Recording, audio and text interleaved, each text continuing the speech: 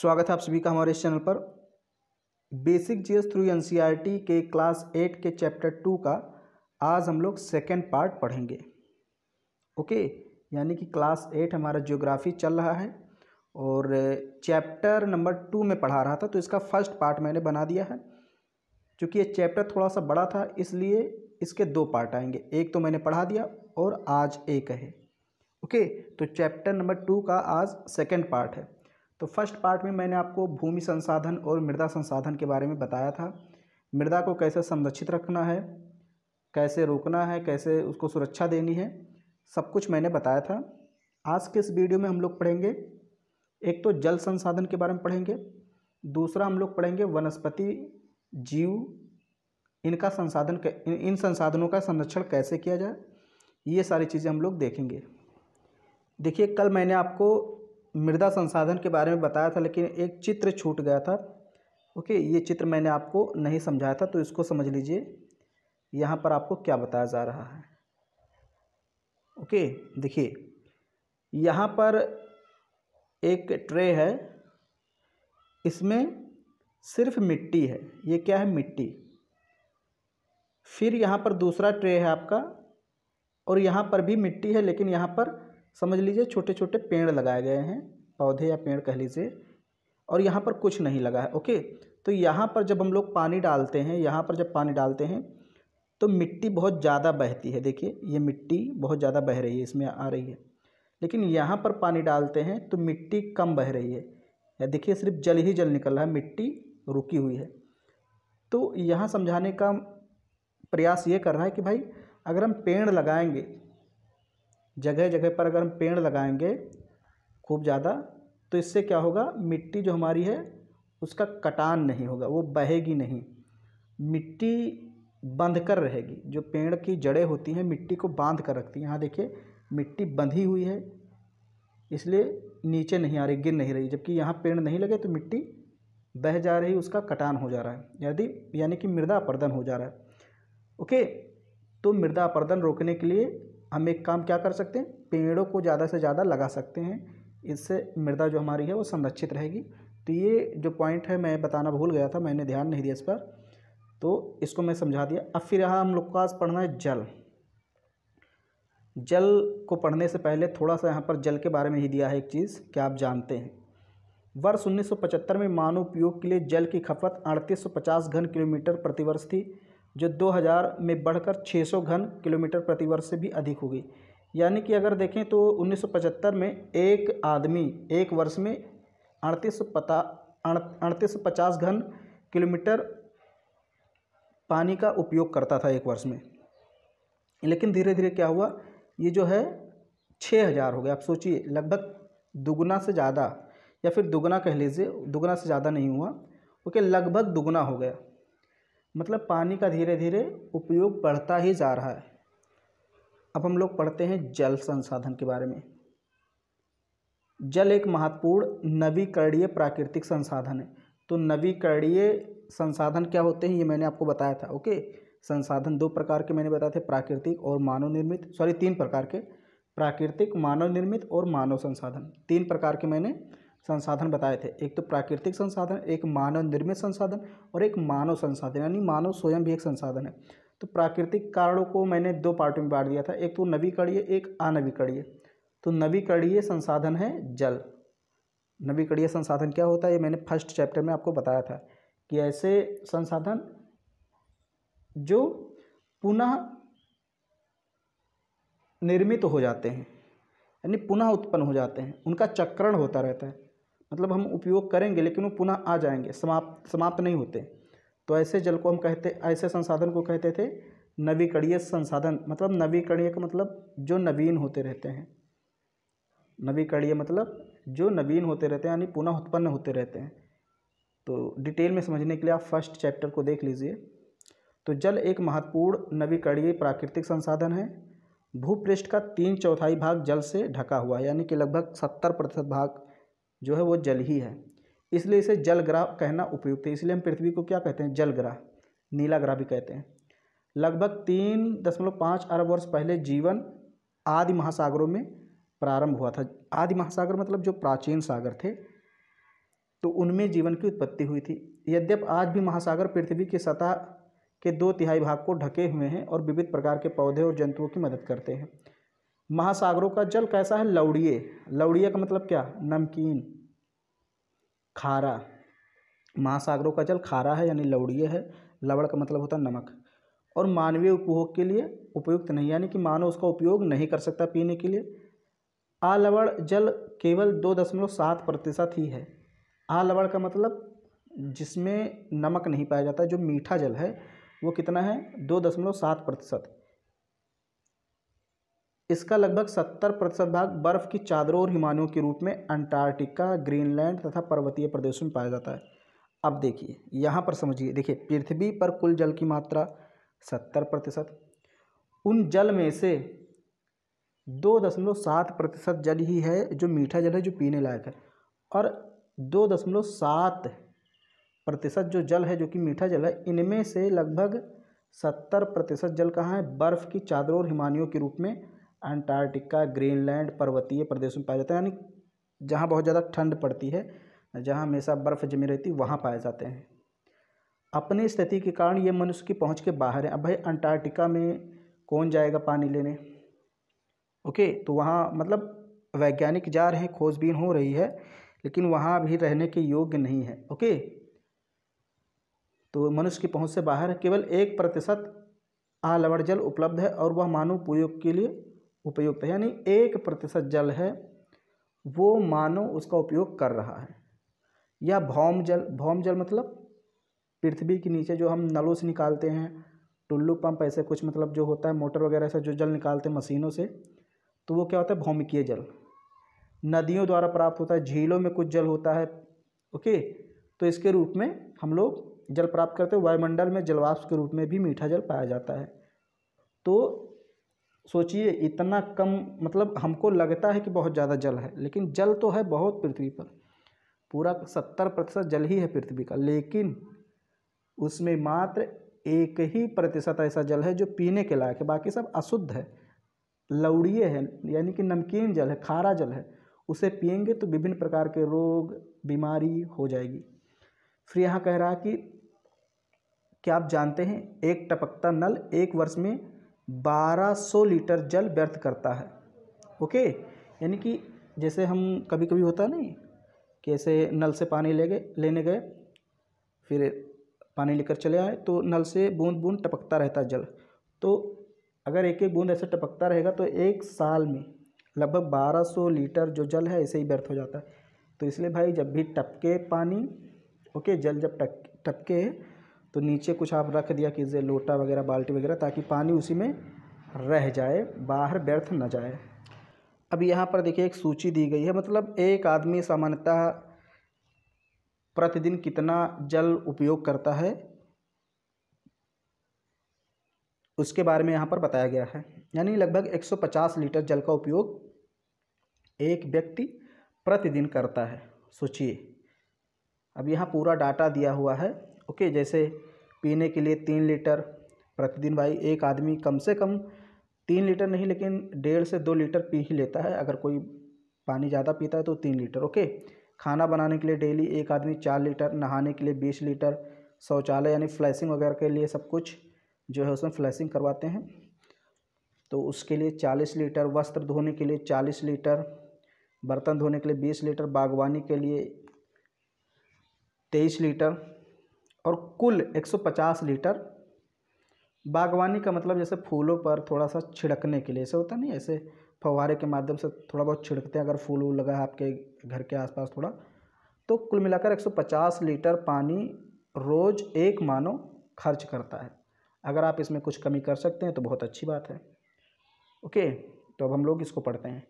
इसलिए अलवणीय जल पृथ्वी का सबसे अधिक मूल्यवान पदार्थ है। ये जो अलवणीय जल है जिसको अभी हम उपयोग में नहीं ला रहे हैं, जो समुद्री या महासागरों वाला जल है जिसको उपयोग में नहीं ला रहे हैं, बहुत मूल्यवान है भाई। आज तो वो अशुद्ध है, आज हम लोग जब तक शुद्ध पानी उपलब्ध है उसको पी रहे हैं। अब मान लीजिए किसी दिन मीठे पानी की मात्रा कम हो गई या ख़त्म हो गया, जो हमारा नलों से जल निकलता है ये बंद हो गया, तब क्या करेंगे?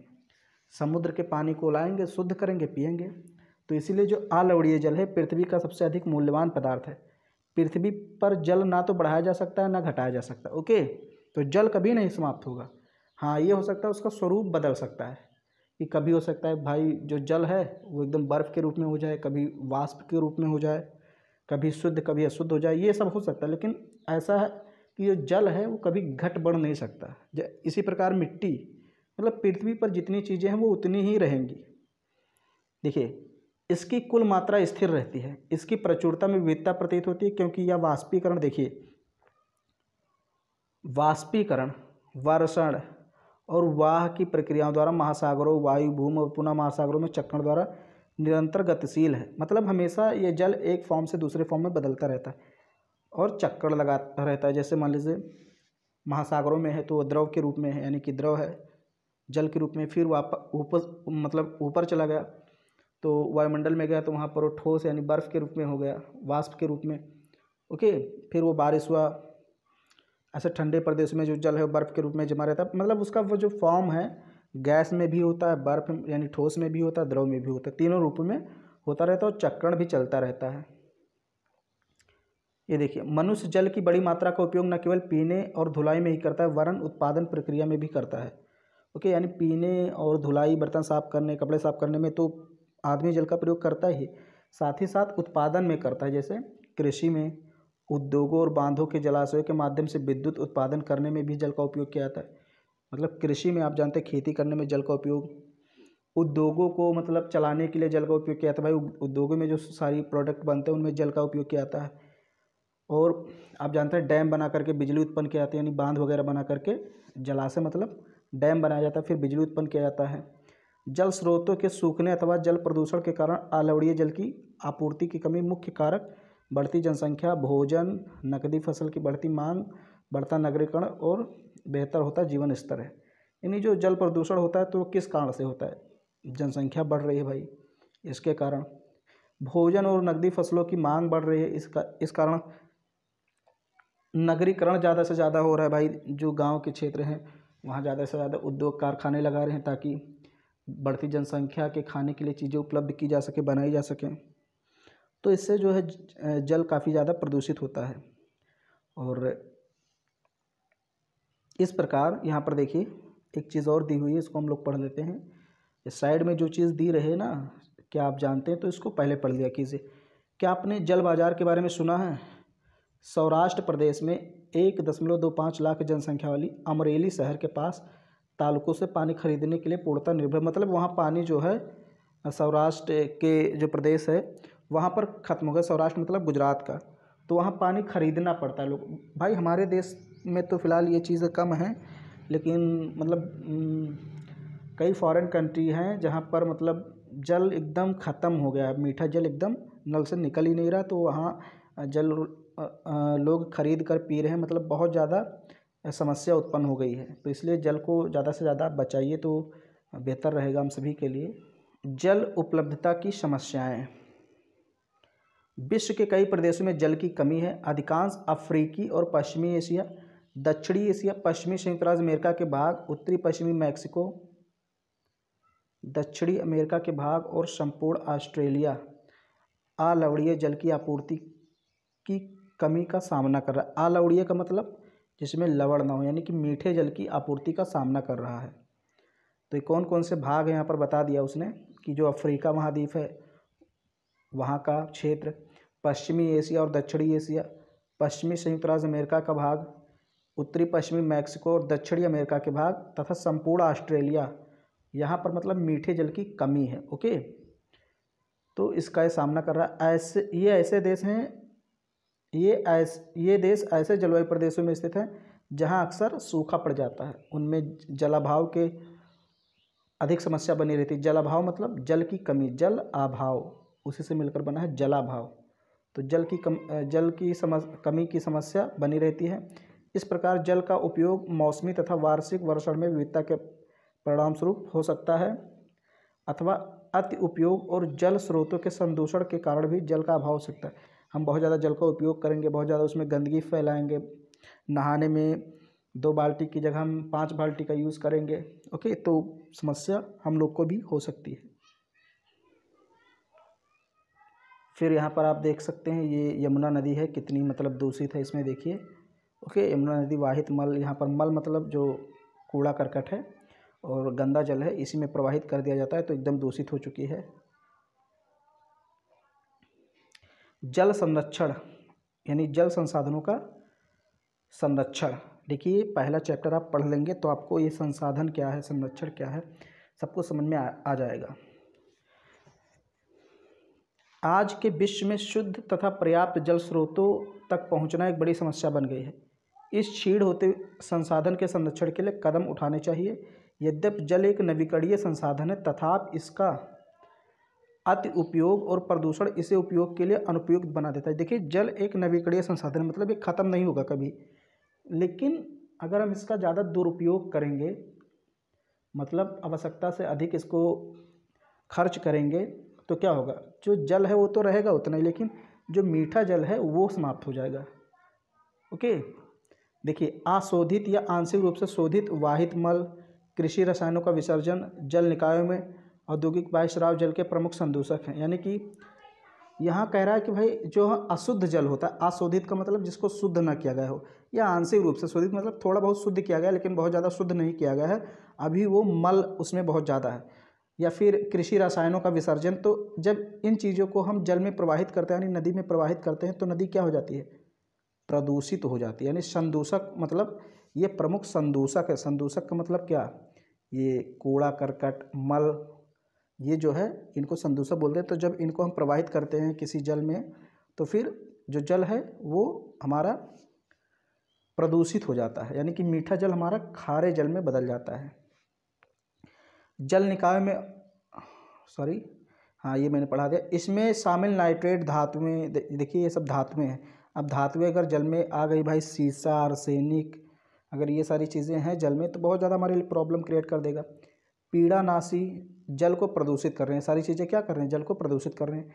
इनमें से अधिकांश रसायन अजैव निम्नीकरण होने के कारण जल द्वारा मानव शरीर में पहुंच जाते हैं। अब जो जैसे मान लीजिए जल प्रदूषित हो गया तो उस जल को हम लोग पीते हैं, अब वही पदार्थ जो हैं पारा, आर्सेनिक, सीसा या अन्य पदार्थ हमारे शरीर में चले जाएंगे तो हमको बीमारी हो जाएगी, रोग उत्पन्न हो जाएगा। ओके, इन प्रदूषकों को जल निकाय में छोड़ने से पूर्व बहिस्राव को उपयुक्त विधि से संशोधित करके जल प्रदूषण नियंत्रण किया जा सकता है।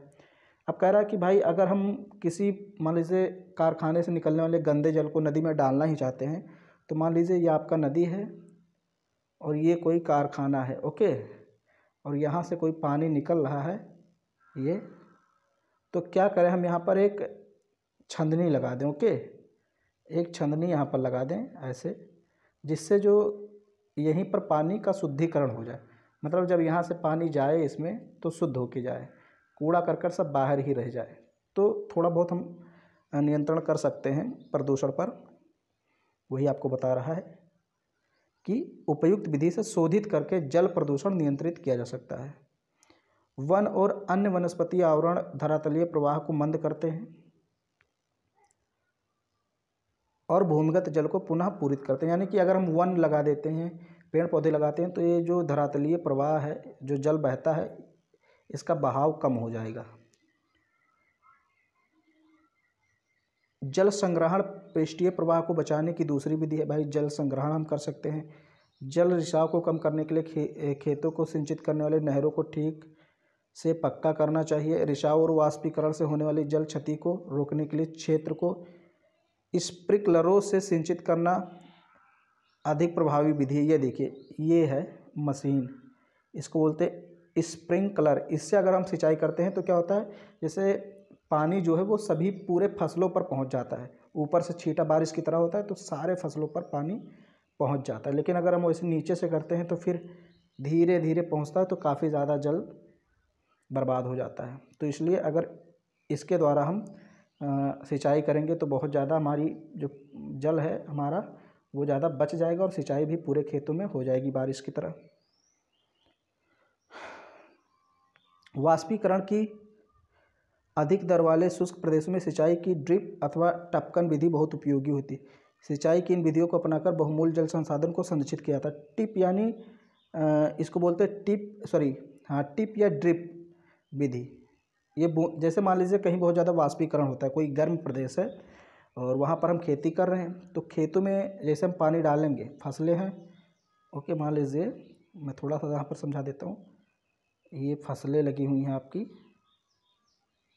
ओके, और यहाँ पर हम जल डालेंगे, तो जल क्या होगा, सूर्य का प्रकाश यहाँ पर ऐसे पड़ेगा और जल उड़कर वापस चला जाएगा, वाष्पीकरण हो जाएगा, भाप बनकर उड़ जाएगा, तो जल हमारा क्या हो जाएगा, वाष्पीकृत हो जाएगा, यानी हमारे जल का नुकसान होगा। लेकिन हम मशीनों के द्वारा या इसके द्वारा जल का मतलब यहाँ सिंचाई ना करें, अगर हम बूंदों के रूप में सिंचाई करें, यानी जो फव्वारा होता है इस टाइप का, तो ऊपर ही ऊपर जल रहेगा और फूल पत्तियों यानी कि थोड़ा थोड़ा जड़ों पर पड़ेगा, तो जल की बर्बादी नहीं होगी, ओके। इसी को बोलते हैं टिप या ड्रिप या बूंदों वाली विधि, ओके। तो मतलब इस विधि का उपयोग वहाँ पर किया जाता है जहाँ पर जल की बहुत ज़्यादा कमी रहती है, या फिर वहाँ पर जल का वाष्पीकरण बहुत ज़्यादा होता है, ओके, अधिकतर गर्म प्रदेशों में। तो इस प्रकार बहुमूल्य जो जल संसाधन है उसको हम लोग बचा सकते हैं। तो ये कुछ यहाँ पर और एक चीज़ बताई गई, इसको भी देख लीजिए। क्या आप जानते हैं अपने घर की छत पर वर्षा जल एकत्र करके इस जल का संग्रहण करना एवं विभिन्न उत्पादक उपयोगी में लाना वर्षा जल संग्रहण कहलाता है। औसतन 2 घंटे की वर्षा एक दौर 8000 लीटर जल बचाने के लिए काफ़ी है। मान लीजिए वर्षा हो रही और हम अपने छतों पर ऐसे मतलब चार दीवारी घेर के रखे हैं ना, तो जो वर्षा का पानी होगा वो छतों पर जमा हो जाएगा, फिर इससे हम सिंचाई भी कर सकते हैं, तमाम तरह के कार्यों में इसका उपयोग कर सकते हैं। ये जल संग्रहण कहलाता है। तो अब हमारा जल संसाधन मतलब कंप्लीट होगा, ज़्यादा कुछ इसमें नहीं दिया था।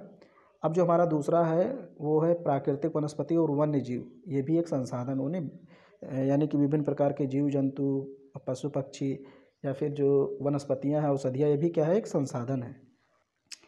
यहाँ पर पहले आप चित्र देख लीजिए, ये एक चित्र है, ओके। यहाँ पर रेशम कीट आप देखेंगे, ये है रेशम कीट, इसी से रेशम वगैरह बनाया जाता है, इसका पालन भी किया जाता है। तो अब हम लोग पढ़ते हैं प्राकृतिक वनस्पतियों के बारे में और वन्य जीवन के बारे में।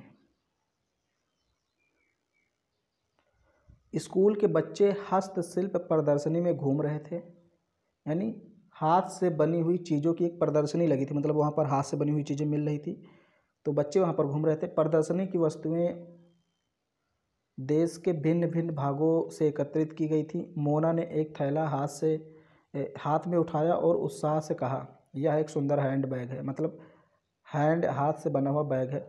अध्यापिका ने कहा, हाँ, यह जूट से बना है। किससे बना है? जूट से। क्या आप उन टोकरियों, दीप छत्रों और कुर्सियों को देखते हैं? वे बेंत और बांस की बनी हैं। यानी कि मैडम जी बताती हैं बच्चों को कि ये सब भी देखिए, बांस की बनी है, लकड़ी से बनी है। भारत के पूर्वी और उत्तरी पूर्वी आंध्र प्रदेश में बांस प्रचुर मात्रा में पाया जाता है।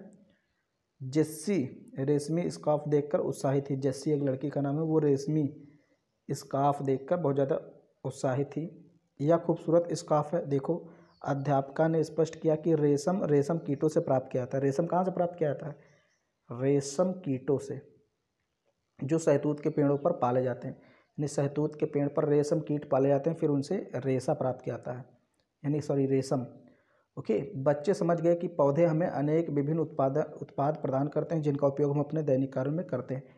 यानी कि पौधे यानी वनस्पतियाँ, ये क्या हैं? एक संसाधन है, बहुत सारी चीज़ें हमें उपलब्ध कराते हैं, खाने पीने पहनने के लिए बहुत सारी चीज़ें देते हैं। प्राकृतिक वनस्पति और वन्य जीवन केवल स्थलमंडल, जलमंडल और वायुमंडल के बीच जुड़े एक सक्रिय क्षेत्र में ही पाए जाते हैं, जिसे जैवमंडल कहते हैं। तो ये जैवमंडल क्या है, मैंने आपको क्लास 6 या 7 के जो क्लास बुक है उसमें पढ़ाया था, आप देख लीजिए। अगर सीक्वेंस से देख रहे हो तो आपको पता होगा, ओके। शायद क्लास 7 की बुक है, तो बताया था कि जैवमंडल किसे कहते हैं। तो जैसे देखिए, मान लीजिए ये वायुमंडल है, ये आपका स्थल मंडल है, और ये है जल मंडल। तो तीनों मंडल जहाँ पर मिलते हैं, बीच का क्षेत्र जो होता है वो जैव मंडल होता है, ओके। ये जो क्षेत्र यहाँ तीनों मंडल मिलते हैं, जैव मंडल है। यहीं पर पेड़ पौधे, जीव जंतु सब उगते हैं और रहते हैं। जैव मंडल में सभी जीवित जातियाँ जीवित रहने के लिए एक दूसरे से परस्पर संबंधित और निर्भर रहती हैं। इस जीवन आधारित तंत्र को पारितंत्र कहते हैं, ओके। इसी को क्या कहते हैं? पारितंत्र। वनस्पति और वन्य जीवन बहुमूल्य संसाधन है। पौधे हमें इमारती लकड़ी देते हैं। देखिए पौधे से हमें यानी पेड़ पौधे से क्या प्राप्त होता है, इमारती लकड़ी। प्राणियों को आश्रय देते हैं, यानी प्राणी इन पेड़ पौधों में रहते हैं भाई, पक्षी वगैरह जानवर वगैरह वगैरह जो हैं जंगलों में ही रहते हैं, तो ये आश्रय देते हैं। ओके, ऑक्सीजन भी देते हैं जिनसे हम सांस लेते हैं। फसलों को उगाने के लिए आवश्यक मृदा की सुरक्षा करते हैं। मैंने बताया था आपको कल की वीडियो में कि जो पेड़ पौधे हैं ये मृदा को बांध के रखते हैं, रक्षक मेखला के रूप में कार्य करते हैं। पेड़ पौधे क्या होते हैं, रक्षक मेखला के रूप में। मैंने रक्षक मेखला कल की वीडियो में पढ़ाया था। ओके, पेड़ लगा देते हैं ऐसे मतलब खेतों के किनारे किनारे, तो ये मिट्टी को उड़कर जाने नहीं देते, रोक लेते हैं, तो रक्षक मेखला के रूप में काम करते हैं। भूमिगत जल के संग्रह में काम करते हैं। हमें फल, लैटेक्स, तारपीन का तेल, गोंद, औषधियाँ और कागज़ प्रदान करते हैं। ओके, मतलब सब कुछ पेड़ों से ही मिलता है, चाहे वो लैटेक्स का मतलब गोंद वगैरह जो हो गया, फल हो गया तारपीन का तेल, ये गोंद। ओके, और कागज़, अब चूँकि पेड़ों के लुगदी बनाया जाता है, फिर उसी लुगदी से कागज़ बनाया जाता है। लैटेक्स एक शायद मेरे ख्याल से दूध होता है, फिलहाल आप देख लीजिएगा। ओके, मुझे ध्यान में नहीं आ रहा है क्योंकि यहाँ गोंद तो दिया है। लैटेक्स शायद जो जिससे रबड़ वगैरह बनाया जाता है शायद वही होता है। तो ये सब मतलब पेड़ों से प्राप्त होता है। पौधों के असंख्य उपयोग हैं, उनमें आप कुछ और जोड़ सकते हैं, मतलब इतने उपयोग उसने बताया, बहुत सारे और उपयोग हैं। फिर यहाँ पर वन्य जीव के अंतर्गत जंतु, पक्षी, कीट, जलीय जीव आते हैं। तो अभी हमने वनस्पतियों की बात की, अब यहाँ जीव जंतुओं की बात कर लेते हैं। जैसे दूध, मांस, खाल, ऊन प्राप्त होता है। ओके, अब भाई गाय से हमें क्या प्राप्त होता है, दूध। और भी ऐसे बहुत सारे जानवर हैं जिनसे हमें मांस प्राप्त होता है और ऊन वगैरह प्राप्त होता है, भेड़ से आप जानते हैं। कीट जैसे मधुमक्खी से हमें क्या प्राप्त होता है, शहद। फूलों के परागकण में मदद करती हैं, पारतंत्र में अपघटक के रूप में एक महत्वपूर्ण भूमिका निभाती है। जो छोटे छोटे सूक्ष्म जीव हैं वो क्या करते हैं, सड़े गले पदार्थों का अपघटन कर देते हैं, यानी उसको मिट्टी में मिला देते हैं। मान लीजिए कोई जानवर मर गया, वो सड़ रहा है, एकदम बदबू कर रहा है, तो अगर छोटे छोटे सूक्ष्म जीव ना हो तो ऐसे गंधाता रहेगा, एकदम 1 साल तक बदबू करता रहेगा। लेकिन जो छोटे छोटे जीव होते हैं, सूक्ष्म जीव, जीवाणु होते हैं, वो उसको अपघटित करके पुनः मिट्टी में मिला देते हैं। ओके, तो इससे क्या होता है, गंदगी साफ़ हो जाती है। चिड़िया अपने भोजन के लिए कीटों पर निर्भर है और अपघटकों के रूप में कार्य करती हैं। अगर मान लीजिए चिड़िया ना हो तो इतने ज़्यादा कीड़े हो जाएंगे कि कोई फसल बचे ही ना, सारे फसल कीड़े खा जाएंगे। तो इसलिए कीड़ों को खाने के लिए चिड़िया बनाई गई है। भाई सिस्टम से सब कुछ बना हुआ है, पर्यावरण संतुलन इसी को कहते हैं, यानी कि सिस्टम से सारे जानवर एक दूसरे पर निर्भर हैं, एक दूसरे का मतलब उपभोग करते हैं। ये देखिए, गिद्ध मृत जीव जंतुओं को खाने के कारण एक अपमार्जक है। अब गिद्ध ना होता तो हमारे जीव जंतुओं को कौन खाता। तो सारी सिस्टम से मतलब सारी चीज़ें बनी है। पर्यावरण का एक महत्वपूर्ण शोधक माना जाता है, यानी पर्यावरण को शुद्ध करने का काम गिद्ध करता है। कोई पूछ ले आपसे कि भाई गिद्ध का क्या काम है, ओके, तो गिद्ध का यही काम है, ओके, कि सड़े हुए मृत शरीर को खा करके ख़त्म करना। यहाँ पर देखिए किलकिला, ये किंग फिशर पक्षी है। फिर यहाँ पर एक पुष्प दिया है, बाह्य कमल, एक औषधीय जड़ी बूटी है। अब यहाँ पर हम थोड़ा सा पढ़ लेते हैं, क्या आप जानते हैं, इम्पॉर्टेंट चीज़ है। भारतीय उपमहाद्वीप में जिन पशुओं का उपचार डिक्लोफिनेक, एस्प्रिन अथवा इब्रुफ्रेन जैसे ये पीड़ानाशक है, मतलब दर्द को ख़त्म करने वाली कुछ दवाइयाँ हैं, इनके द्वारा किया जाता था, उनके अपमार्जक उपरांत गिद्ध किडनी खराब होने से मर रहे थे। यानी कि जब इन दवाओं का प्रयोग किया जा रहा था तो इनके उपयोग से गिद्ध को जो काफ़ी ज़्यादा नुकसान हो रहा था।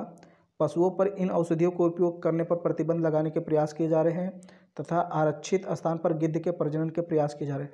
अब इससे क्या होता था, जब इन मतलब पशु जैसे मान लीजिए कोई पशु बीमार हो गया या कुछ हो गया, तो इन सारी दवाओं को हम पशुओं को खिला देते थे। अब जब पशु इन दवाओं को खाते थे तो जब पशु मर जाते थे तो इन मरे हुए पशुओं को कौन खाता था, गिद्ध। तो इससे गिद्ध की किडनी खराब होने लगी थी, गिद्ध मरने लगे थे, तो इसलिए इस पर थोड़ा बहुत प्रतिबंध लगाया गया। यहाँ पर आप देखिए, ये है गिद्ध, ये अपमार्जक का काम करता है, यानी कि पर्यावरण को शुद्ध करने का काम कहीं ना कहीं ये करता है।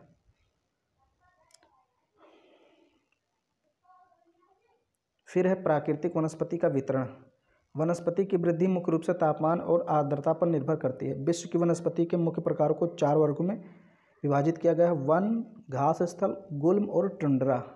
यानी कि वनस्पति है भाई, उसकी वृद्धि किस पर निर्भर करती है? वहाँ की जलवायु पर, जल पर, तापमान पर, आर्द्रता पर। मान लीजिए बहुत ज़्यादा कहीं वर्षा हो रही, तापमान भी अधिक है, तो वहाँ जलवायु बढ़िया होगी और वहाँ पर खूब ज़्यादा वन उगेंगे। जैसे अमेज़न का प्रदेश ले लीजिए, दक्षिणी अमेरिका में है।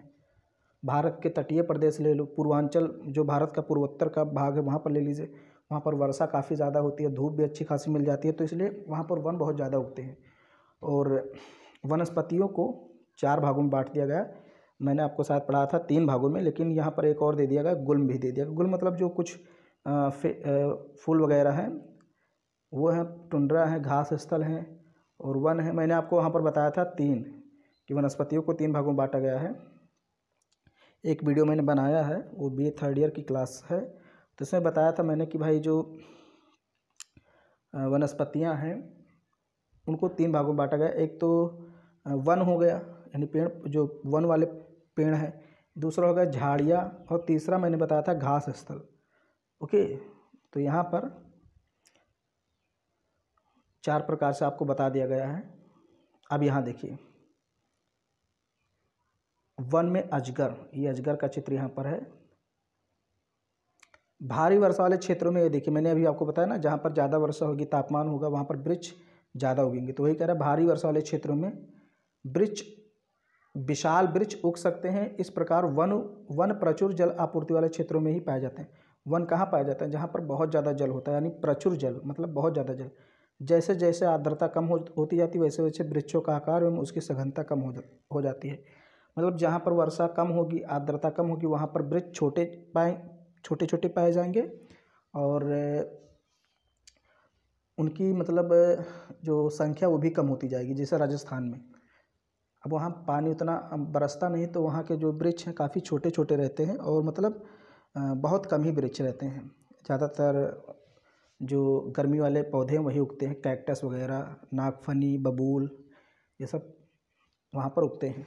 सामान्य वर्षा वाले क्षेत्र में छोटे आकार वाले वृक्ष और घासें उगती। मान लीजिए कहीं मीडियम वर्षा होती है तो वहाँ पर घास वगैरह उगती है और कुछ पेड़ भी उगते हैं, जिससे विश्व के घास स्थलों का निर्माण होता है। कम वर्षा वाले शुष्क प्रदेशों में कटीली झाड़ियाँ, मैंने बताया राजस्थान, तो वहाँ पर कटीली झाड़ियाँ और गुल्म उगते हैं। ओके, इस प्रकार के क्षेत्रों में पौधों की जड़ें गहरी होती हैं। वाष्पोत्सर्जन से होने वाली आर्द्रता की हानि को घटाने के लिए इन पेड़ों की पत्तियाँ कांटेदार और मोम सतह वाली होती है।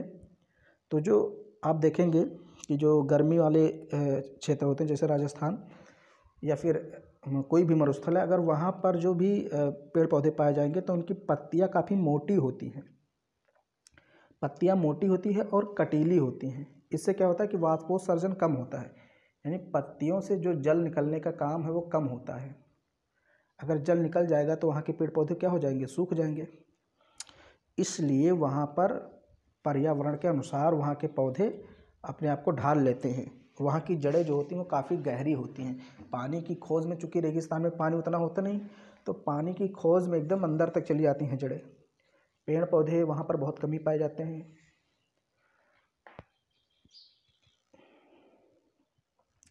फिर यहाँ पर शीत ध्रुवीय प्रदेशों की टुंड्रा वनस्पति में मॉस और लाइकेन शामिल, यानी कि वनस्पतियों के नाम है, पेड़ पौधों के नाम है। ओके, मॉस और लाइकेन, ये टुंड्रा प्रदेश यानी कि जहाँ पर ठंडे प्रदेश है वहाँ पर पाए जाते हैं। फिर यहाँ पिछली 2 शताब्दियों में विश्व में जितने लोग थे इस समय उससे कहीं अधिक लोग हैं। मतलब जनसंख्या काफ़ी बढ़ गई। बढ़ती जनसंख्या के पोषण के लिए, फसलों को उगाने के लिए वनों के विशाल क्षेत्रों से काट लिए गए हैं। विश्व भर में वनों का आवरण तेज़ी से समाप्त हो रहा है। इस बहुमूल्य संसाधन के संरक्षण की तुरंत आवश्यकता है। मतलब चूँकि पहले बहुत ज़्यादा जंगल थे, जनसंख्या कम थी, लेकिन जैसे जैसे जनसंख्या बढ़ रही है तो जनसंख्या को रहने के लिए, खाने पीने के लिए वस्तुओं की ज़रूरत पड़ेगी। तो उसके लिए क्या किया जाएगा? जंगलों को साफ करके फसलें उगाई जाएंगी, फैक्ट्रियाँ लगाई जाएंगी, उत्पाद बनाए जाएंगे, वहाँ पर बहुत सारे प्रोडक्ट, ओके, घर वगैरह बनाए जाएंगे। क्योंकि जनसंख्या ज़्यादा है तो इसलिए वन जो है धीरे धीरे वो समाप्त हो रहे हैं।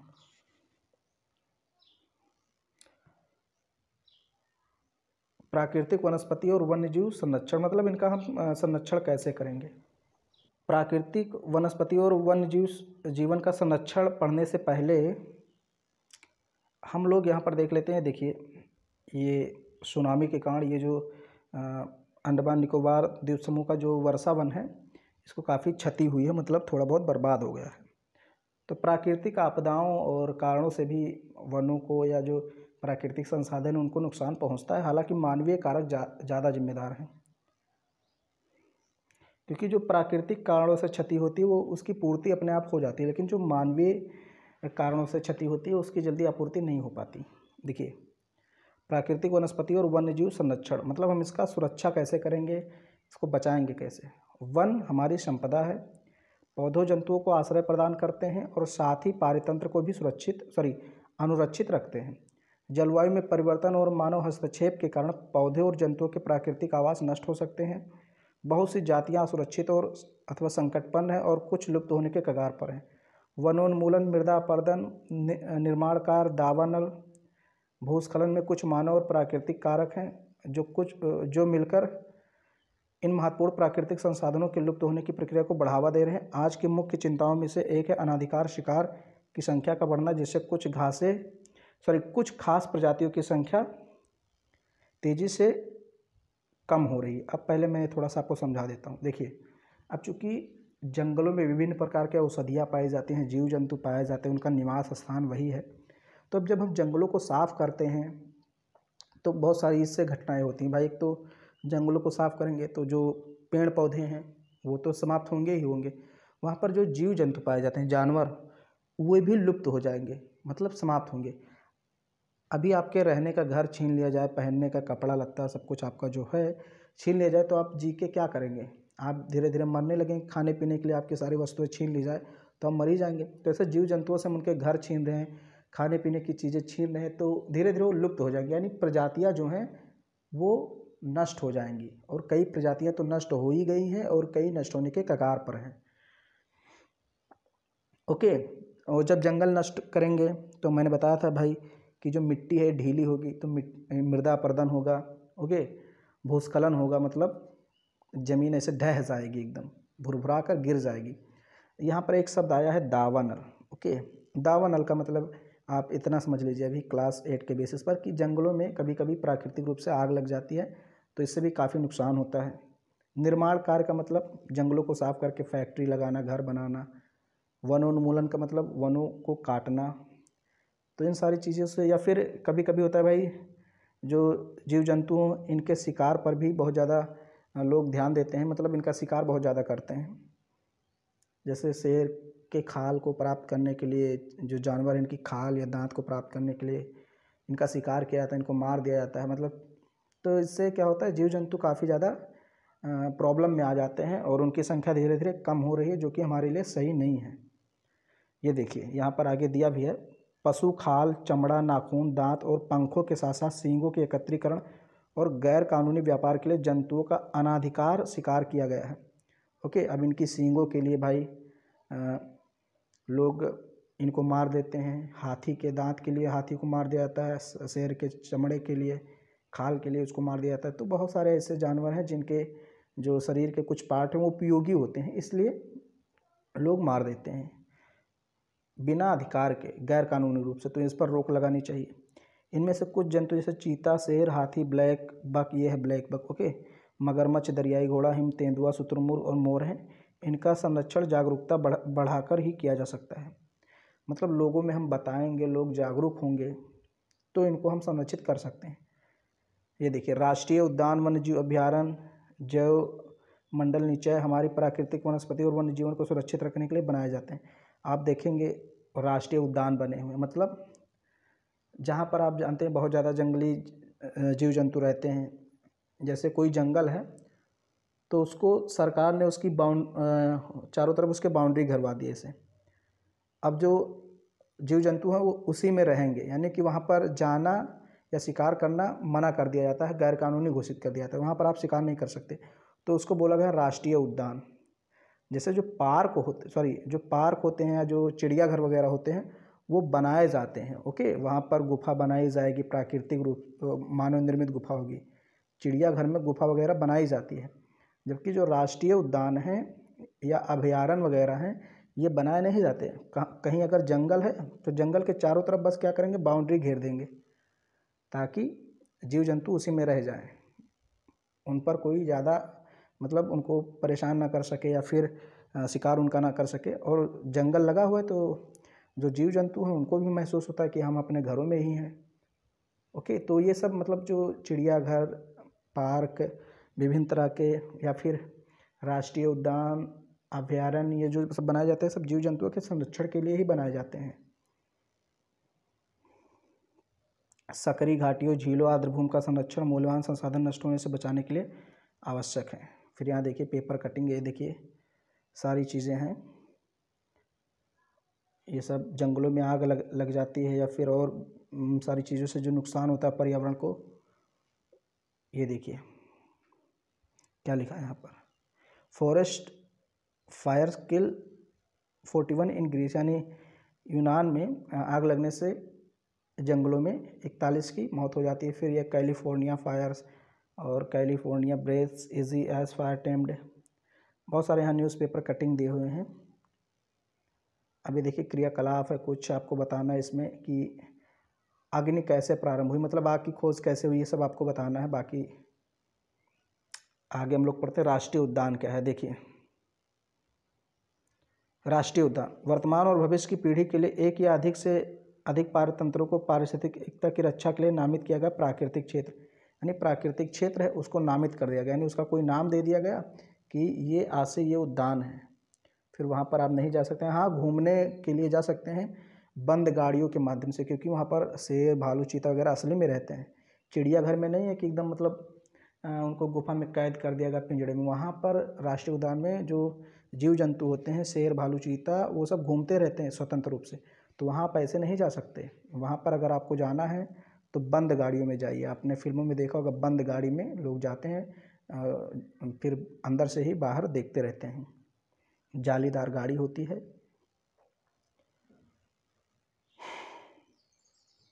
ये देखिए यहाँ पर चीतलों का झुंड, चीतल, इनके ऊपर चित्ते होते हैं इसलिए इनको चीतल कहा गया है। देखिए छोटे छोटे। फिर हम लोग पढ़ लेते हैं, यदि प्रजातियों की सापेक्ष संख्या को भंग ना किया जाए तो पर्यावरण में संतुलन बना रहता है।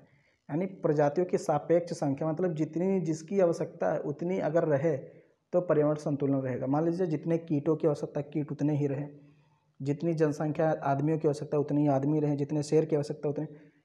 अब जैसे हम बहुत ज़्यादा शेरों को मार डालेंगे तो शेर कम हो जाएंगे, जनसंख्या बहुत ज़्यादा बढ़ा देंगे तो आदमी ज़्यादा हो जाएंगे, तो असंतुलन की स्थिति उत्पन्न हो जाएगी। तो वही यहाँ पर कह रहा है यदि प्रजातियों के सापेक्ष संख्या को भंग न किया जाए तो पर्यावरण संतुलन बना रहता है। विश्व के अनेक भागों में मनुष्य ने अपने क्रियाकलापों से अनेक प्रजातियों के प्राकृतिक आवासों में उथल पुथल कर दी है। यानी कि जो अनेक जीव जंतु हैं उनके आवासों में जहाँ पर वो रहते हैं उथल पुथल मचा दी, मतलब जंगलों को काट डाला है, गुफाओं को तोड़ दिया है, फोड़ दिया है, बहुत कुछ कर दिया। अब शेर वगैरह गुफा में रहते हैं, गुफाओं को नष्ट कर दोगे तो कहाँ आएंगे शेर? आएंगे पहले शिकार उकार करेंगे, मर मुर जाएंगे मतलब। तो इस सब चीज़ों पर ध्यान देना चाहिए। अनेक पक्षियों और जीव जंतुओं के अंधाधुंध शिकार के कारण या तो विलुप्त हो गए हैं या विलुप्त होने के कगार पर हैं। पक्षियों का शिकार किया जाता है, विभिन्न जानवरों का शिकार किया जाता है, तो वे धीरे धीरे समाप्त होने के कगार पर हैं या तो फिर समाप्ति ही हो गए हैं। प्रादेशिक और सामुदायिक स्तर पर जागरूकता कार्यक्रमों जैसे सामाजिक वानिकी, वन महोत्सव को प्रोत्साहित करना चाहिए। यानी कि अगर समाज को भाई जागरूक करना है तो कई हम त्यौहार मना सकते हैं, जैसे वनो महोत्सव, यानी कि वन के ऊपर कोई महोत्सव त्यौहार मना सकते हैं जिससे लोग उस वन महोत्सव में आएंगे, फिर उनको कुछ हम लोग जानकारी देंगे कि ये कैसे वनों को संरक्षित करना है। स्कूल के बच्चों को पक्षी देखने प्राकृतिक कैंपों में जाने के लिए प्रोत्साहन करना चाहिए ताकि विविध जातियों के निवास का अवलोकन कर सकें। बहुत से देश पक्षियों और पशुओं को मारने तथा उनके व्यापार करने के विरुद्ध हैं। भारत में शेरों, चीतों, हिरणों, भारतीय सारंग और मोर को मारना अवैध है। ओके, तो भारत में शेर, चीता, हिरण, भारतीय सारंग या फिर मोर को मारना अवैध है, गैर कानूनी है। पकड़े जाएंगे अगर मारते हुए, शिकार करते हुए, तो जेल हो सकती है, आपको जुर्माना हो सकता है। ओके, क्योंकि इनकी संख्या बहुत कम हो गई है तो इनको संरक्षित करना हमारा धर्म है, कर्म है, कर्तव्य है।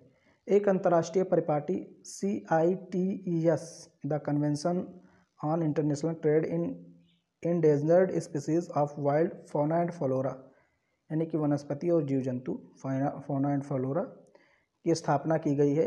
ये एक संगठन है, ओके, जिसने प्राणियों और पक्षियों की अनेक जातियों की सूची तैयार की है। इस सूची में दिए गए सभी पक्षियों प्राणियों के व्यापार करने पर प्रतिबंध लगाया गया है। पौधों और प्राणियों का संरक्षण प्रत्येक नागरिक का नैतिक कर्तव्य है। हमारा धर्म है, हमारा कर्तव्य है भाई कि हम इनका संरक्षण करें। जैव मंडल निश्चय क्या है? ओके, अभी शब्द आया था, मैंने वहाँ पर बताया नहीं होगा आपको। तो यह वैश्विक नेटवर्क द्वारा जुड़े रक्षित क्षेत्रों की एक श्रृंखला है जिसे संरक्षण और विकास के बीच संबंध को प्रदर्शित करने के इरादे से बनाया गया है। क्या आप ये देखिए काजीरंगा राष्ट्रीय उद्यान, ओके, तो काजीरंगा कहाँ है? अगर ये वीडियो आप देख रहे हैं तो ज़रूर बताइएगा काजीरंगा राष्ट्रीय उद्यान कहाँ स्थित है। अब यहाँ पर एक चीज़ बताई गई है, क्या आप जानते हैं ये जो संगठन था CITES, और फिर इसका फुल नेम यहाँ पर दिया था convention on international trade in endangered species of wild fauna and flora, सरकारों के बीच एक अंतर्राष्ट्रीय समझौता है। ये विभिन्न देशों की सरकारों के बीच एक समझौता है, ओके, संधि है, संगठन आप बोल सकते। इसका उद्देश्य यह सुनिश्चित करना है कि वन्य प्राणी एवं पौधों के नमूनों के अंतर्राष्ट्रीय व्यापार से जीवन को कोई खतरा नहीं। मोटे तौर पर पशुओं की 5000 जातियाँ और पौधों की 28,000 जातियाँ संरक्षित की गई हैं। भालू, डॉल्फिन, कैक्टस, प्रवाल, आर्किड, ऐसे मतलब यहाँ पर भाई ये जो संगठन या संधि है इसमें यह देखा जाता है कि कौन कौन सी जो प्रजातियाँ हैं, चाहे वनस्पति हों या जीव जंतु हों, वे मतलब कम हो रहे हैं, तो उन पर विशेष ध्यान दिया जाता है, उनको संरक्षित किया जाता है, उनके शिकार करने पर प्रतिबंध लगा दिया जाता है, उनको विशेष सुविधा दी जाती है कि ये पृथ्वी से गायब ना हो। मतलब फिर उनका धीरे धीरे मतलब उनका वो भी कराया जाता है, प्रजनन करा के उनकी संख्या बढ़ाई जाती है। तो सारी चीज़ें ये लोग करते हैं। तो ये जो चैप्टर है, अब आगे कुछ नहीं इसमें कंप्लीट हुआ। तो इसमें हमने इस चैप्टर में भूमि संसाधन, मृदा संसाधन, जल संसाधन और जो आपका वन्य जीव संसाधन है, प्राकृतिक वनस्पति, इनके बारे में पढ़ा। उम्मीद करता हूँ ये वीडियो आपको पसंद आया होगा। तो इसको लाइक कीजिए, शेयर कीजिए। चैनल पर पहली बार आए हैं तो चैनल को सब्सक्राइब जरूर कीजिए।